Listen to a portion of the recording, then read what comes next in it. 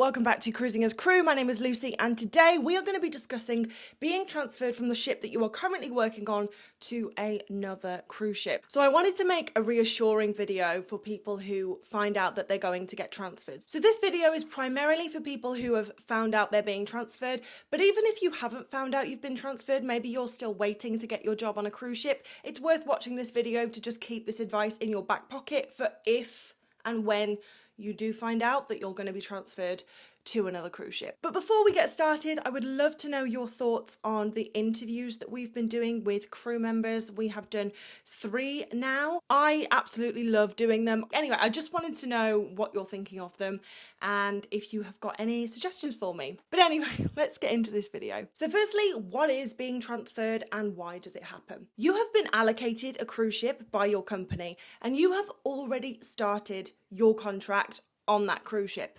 Maybe you're 2 months in, 3 months in, 6 months in, maybe you're 8 months into your 9-month contract, and your manager comes to you and says the company needs you to go to another cruise ship, aka you're going to be transferred to another cruise ship to finish your contract. Now this can happen for a plethora of reasons. Maybe the cruise ship you're being sent to hasn't got enough crew on there currently in your department. Maybe the company have just hired a bunch of new people to do the job that you're currently doing, but they need someone experienced, aka you, to go to this ship that they're sending you to. The comparison I'm going to make is if you have an office job on land, it's the same thing as your boss saying, hey, we need you to go to another branch. But the big difference with cruise ships, as we've spoken about many times before, your personal life and your professional life are intertwined. So while moving to a different branch if you work at a company on land may not affect your life too much, moving to another ship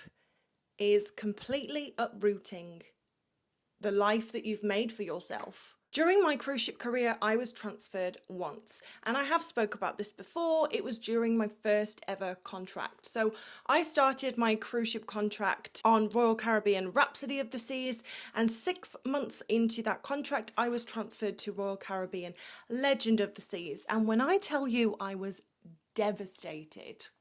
I don't know if you guys follow me on Instagram. If you don't, you should. But if you do, you'll probably remember that I went to Italy a few weeks ago with one of my best friends. Her name is Shannon, and Shannon became my best friend on Rhapsody. So when I found out that I was being transferred from Rhapsody to Legend and Shannon was being transferred from Rhapsody to P&O Azora, we cried because we had become so close and now we were being separated. So that, amongst other things, was really devastating. So the point I'm trying to make is it is completely normal if you are shocked, devastated, heartbroken even, upset, confused, because I consider myself quite lucky. When I got transferred, I got a week's notice. And I know to you guys, you might be thinking a week isn't long at all.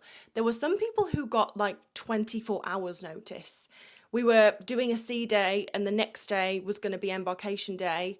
And on the sea day, the manager pulled them into the office and said, I'm so sorry, you're going to have to go to your cabin and pack your bags because tomorrow you're flying to Australia to join another cruise ship.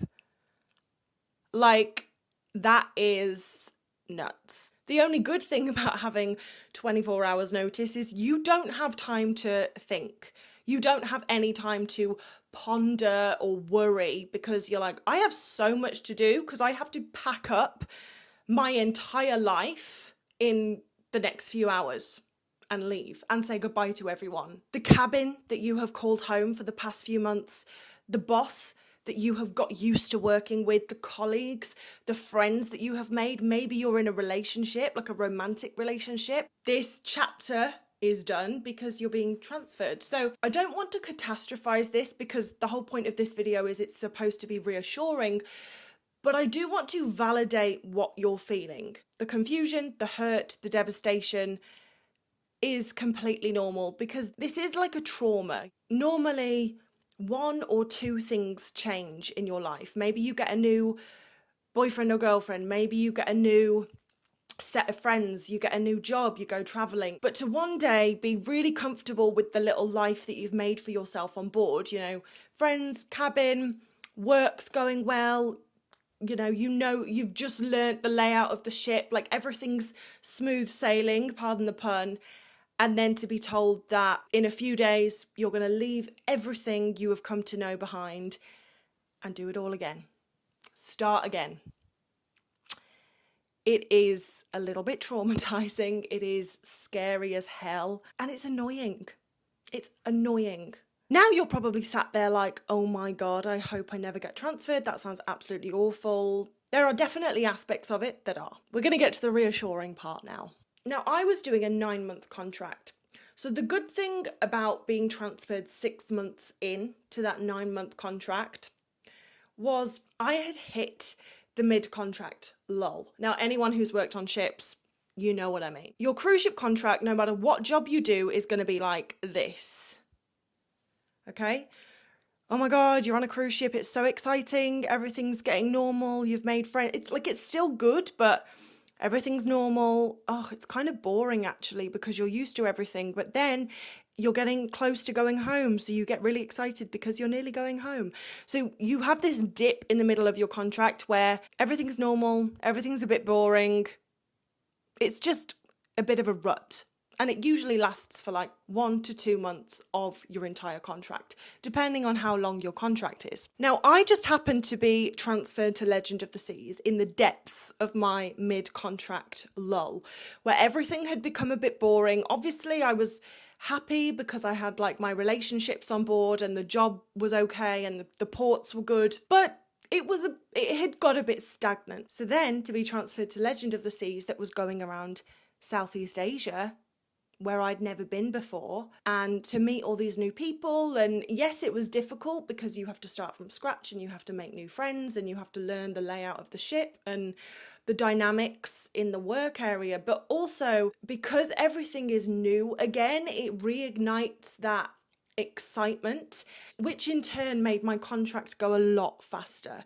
So usually the last few months of your contract really drag because you're just so excited to go home that it's like, oh my God, time is moving so slowly. Whereas those 3 months on Legend of the Seas went like that. Going to a new ship just rejigs everything. While on Rhapsody, I was starting to feel really fatigued, really tired because I was working a lot. When I got on Legend, all that energy came back to me and I was suddenly re-infused with enthusiasm for this job and this lifestyle. So while it was difficult to leave my newfound friendships and everything I had come to know, there was some beauty in it. It made my contract go faster, and also I met another best friend. So if I hadn't been transferred, I wouldn't have had those friendships that are so meaningful to me. And also I was going to some really amazing ports. We were doing Cambodia, Singapore, Thailand. Like, these are incredible places. And as I've said to you before, the reason I started working on cruise ships was because I wanted to travel and I had no money to do it on my own. So for me, I was like, well, oh my God, I'm getting to travel around Asia now. Like, I've spent the last 6 months on Rhapsody doing the Middle East and Europe, and now I'm getting to finish my contract in Asia. I mean, I wanted to work on ships to travel, and just in that first contract, I swear to God, even if I'd have never done another cruise ship contract, those first 2 ships, Rhapsody of the Seas and Legend of the Seas, enabled me to see so many places just in 9 months. No wonder I was addicted to ship life, huh? So there are definitely pros to being transferred, but as I said in the beginning, I don't want to gaslight you and tell you that this is the best thing ever, because it's not going to feel like the best thing ever when you're told that you're being transferred. But now I can look back on it, I realise that it was a good thing that I was transferred. So now I want to give you some practical tips for when you found out that you're being transferred. The first thing is your manager is going to give you your flight details and your new contract for your new ship. Take the time to read the paperwork, which is what I always say, okay?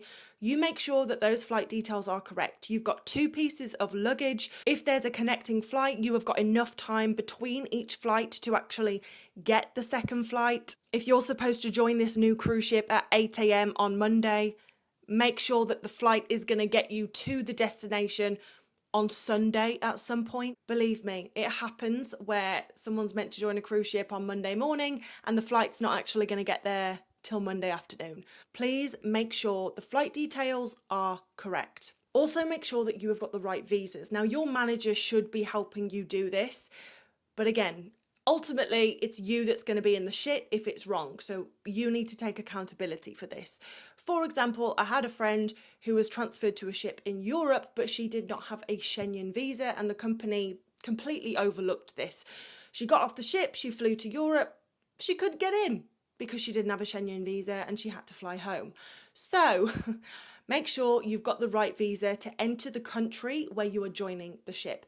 Again, you can ask your manager, you can ask the HR department, or you can go to crew office. You're going to go back to your cabin and you're going to pack everything up. When you are doing so, you want to make sure you put one of everything in each suitcase. You should have 2 suitcases. Well, you're allowed to have 2 suitcases.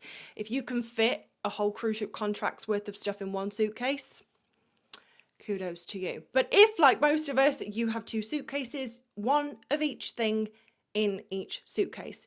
If you have 2 uniforms, 1 uniform in each suitcase. Half your underwear in one case, half your underwear in the other case. Half your t-shirts, half your makeup, half and half. Because if one of your suitcases gets lost, which I hope to God it doesn't, but it can happen. If you've put all of your uniform in the case that's got lost, well, it's not going to be good. Whereas if you've got one of everything in each case, obviously it's still not ideal if you lose a case, but it's more bearable. Now, if having to pack up all your shit in a few hours isn't stressful enough, you also have to leave your crew cabin ready for the next person coming in.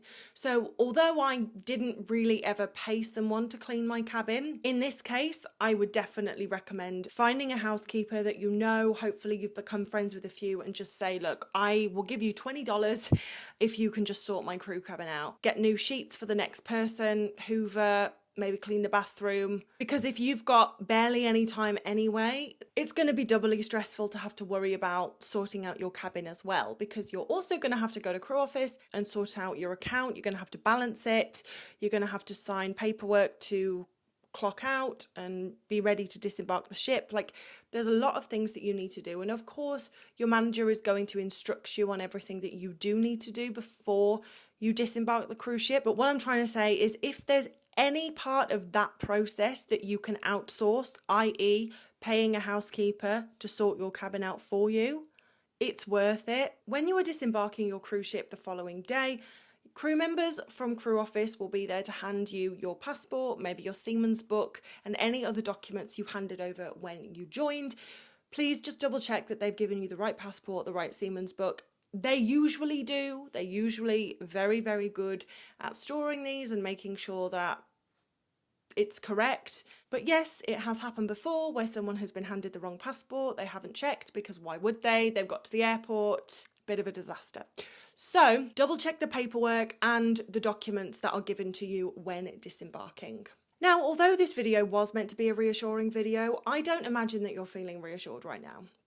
I imagine that you're like, holy shit. Honestly, it's just one of those things that really isn't great in the moment. It's going to be stressful. It's going to be upsetting. But it is something that when you look back on, you'll be like, oh, you know what? It was probably a good thing it happened like that. Or I met my best friend on the ship that I was transferred to. Or I made more money on the ship that I was transferred to. The tips were better. Or the destinations the ship was visiting were better. So please just trust me that it will be okay. I know in the moment it doesn't feel like it will be. If anything, it feels like everything is collapsing around you. But when you look back on this, you'll be like, oh, okay. But if any of you have been transferred from your cruise ship, please let us know in the comments, and let me know if you agree. Like, at the time it was awful, but now you look back on it, you're like, oh, okay, there was a reason for that. Or if you think I'm talking shit. But anyway, guys, thank you for watching. I really hope you have enjoyed this video. If you have, press like and subscribe if you haven't already. But as always, guys, I will see you in the next video.